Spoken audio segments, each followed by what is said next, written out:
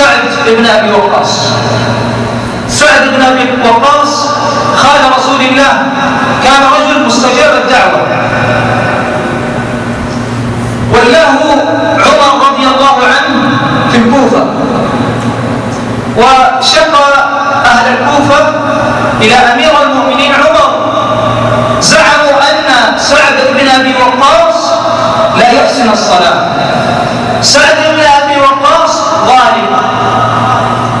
أتعرفون من سعد بن أبي وقاص؟ قال رسول الله الذي كان النبي صلى الله عليه وسلم يقول: هذا خالي، هذا خالي فليريني كل خالة. كان يفتخر بخاله بأبي هو وأمي فدته نفسي وأنفاسي. كان يفتخر بخاله ويتحدى ويقول: هذا خالي فليريني كل خالة، من معه خالا مثل خالي؟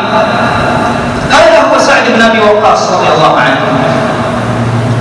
فأرسل أمير المؤمنين إلى سعد بن أبي وقاص فقال: شكى أهل الكوفة، زعموا أنك لا تحسن الصلاة.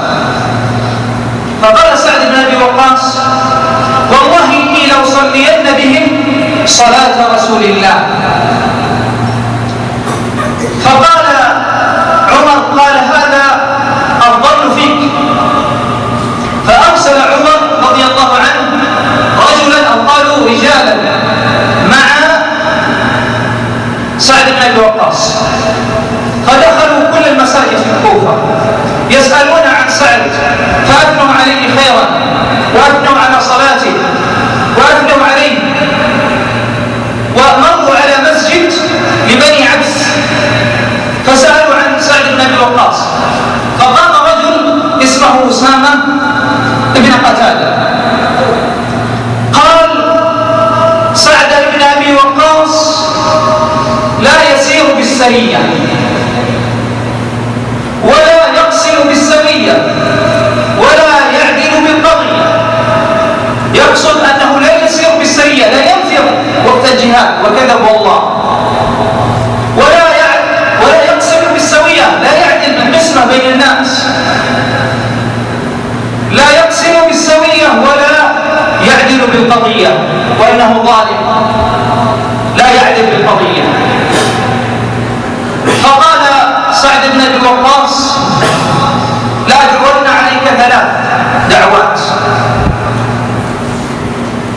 قال: اللهم إن كان هذا عبدك كاذبا قام رياء وسمعة، اللهم أطل في عمره وأطل فقره وعرضه للفتن. مرت الأيام والسنين، يقول عبد الملك بن عمر رضي الله عنه: